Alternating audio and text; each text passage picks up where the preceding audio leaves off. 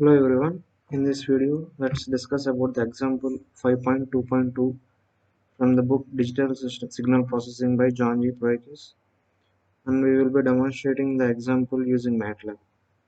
So let's see the question. The question is to evaluate the frequency response of the system described by the system function h of z equal to 1 by 1 minus 0.8 into z inverse, which is equal to z by z minus 0.8. So we were given a transfer function as z transform. It is clear that h of z has a 0 at z equal to 0 and pole at p equal to 0.8.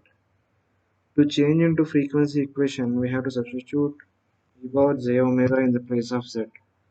So we substituted e power j omega in the place of z, and we can obtain the equation h of omega equal to e power j omega minus e power j omega by e power j omega minus 0.8.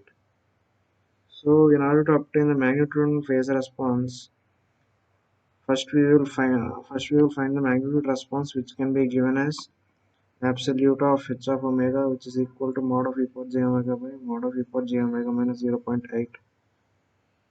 And for the phase response, theta of omega equal to omega minus tan inverse of sin omega by cos omega minus 0.8.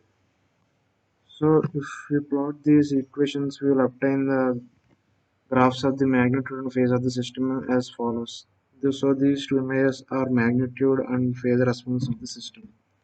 We can observe that the peak of the magnitude response occurs at omega equal to 0, and the point on the unit circle closest to the pole is located at 0.8. So now we will implement this example in MATLAB.